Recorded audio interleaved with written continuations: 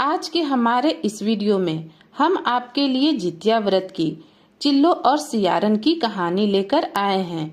एक समय की बात है, नर्मदा नदी के पास कंचनवटी नाम का एक नगर था। नदी के पश्चिम दिशा में मरुभूमि थी, जिसे बालू हटा कहा जाता था।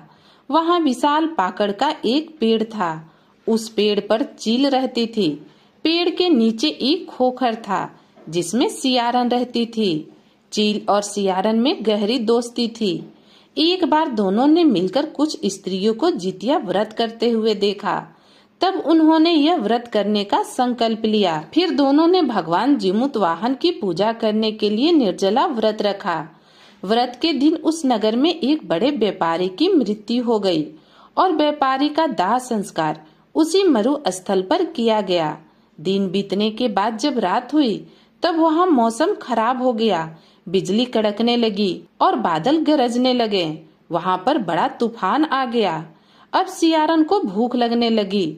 मुर्दा देखकर वो खुद को रोक ना पाई और उसने व्यापारी के शरीर को खा लिया और उसका व्रत टूट गया। पर चील ने संयम रखा और नियम व श्रद्धा से अगले दिन व्रत का पालन किया। फिर अगले जन्म में दोनों सहेलियों ने ब्राह्मण के परिवार में 2 पुत्रियों के रूप में जन्म लिया। चील बड़ी बहन बनी और उसका नाम शिलावती रखा गया। शिलावती की शादी बुद्धिसेन के साथ हुई। सियारन छोटी बहन के रूप में जन्मी और उसका नाम कपूरावती रखा गया। उसकी शादी नगर के राजा मलाइक केतु से हुई। अब कपूरावती कंचनवटी नगर की रानी बन गई। भगवान जिमुत वाहन के आशीर्वाद से शिलावती के 7 पुत्र हुए, पर कपूरावती के सभी बच्चे जन्म लेते ही मर जाते थे। कुछ समय बाद शिलावती के 7 पुत्र बड़े हो गए। वह सभी राजा के दरबार में काम करने लगे।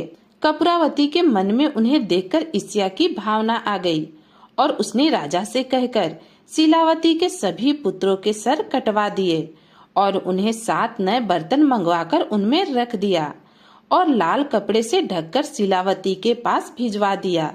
यह देखकर भगवान जिमुत वाहन ने मिट्टी से 7 भाइयों के सिर बनाए और सभी के सिर को उनके धड़ से जोड़कर उन पर अमृत छिड़क दिया, जिससे सभी में जान आ गई और शिलावती के 7 पुत्र जिंदा हो गए और अपने घर लौट आए।